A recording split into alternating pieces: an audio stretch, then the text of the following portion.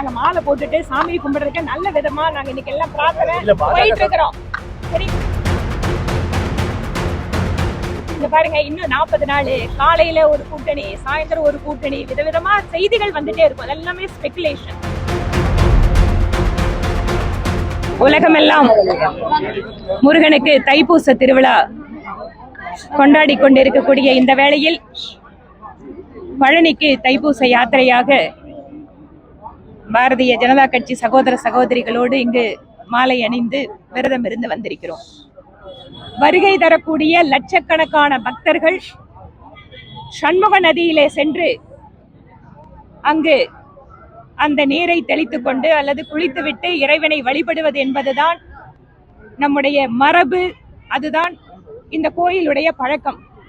ஆனால் இன்று சண்முக நதிக்கு சென்று அந்த தீர்த்தத்தை எடுக்கலாம் என்று பார்த்தால் அது முழுக்க முழுக்க சுகாதாரத்திற்கு சீர்கேடான ஒரு சூழ்நிலையில் இருப்பது மட்டுமல்ல, அந்த நீரை கூட புனித நீர் என்று பக்தர்கள் தெளிக்க முடியாத ஒரு சூழலில் இருக்கிறது.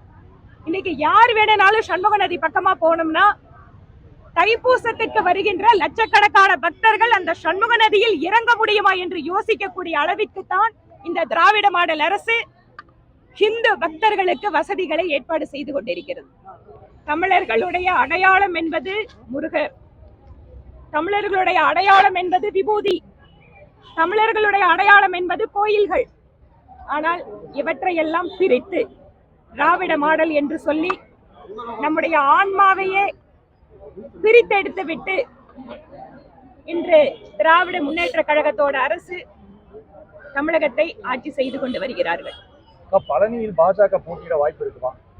234 தொகுதியிலேயும் தேசிய ஜனநாயக கூட்டணி போட்டியிடுகிறது.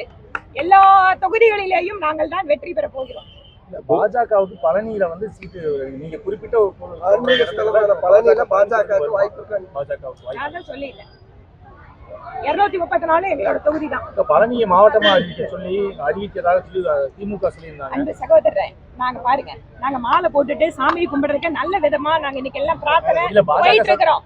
சரிங்களா? பாஜகவுக்கு நிச்சயமா இந்த 2026 தேர்தல் இதுவரைக்கும் இல்லாத அளவிற்கு வெற்றி பெற்று எம்எல்ஏக்கள் சட்டப்பேரவைக்கு உள்ள போறோம்.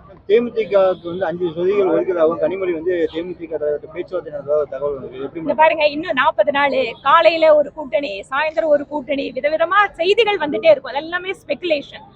அன்லஸ் அதர்வைஸ் ஒரு சாலிடா இவங்க தான் அப்படின்னு வர்ற வரைக்கும் இந்த மாதிரியான விஷயங்கள் ஓடிட்டே இருக்கும். எங்களை பொறுத்த வரைக்கும் இப்போது தேசிய ஜனநாயக கூட்டணியினுடைய முதல் கூட்டம் வெற்றிகரமாக மதுராந்தகத்தில் பிரதமர் மோடி அவர்கள் துவக்கி வைத்திருக்கிறார். லட்சக்கணக்கான மக்கள் கூடிய அந்த கூட்டத்தை பார்த்து இப்போது திராவிட மாடல் அரசில் இருப்பவர்கள் பதற்றத்தில் இருக்கிறார்கள்.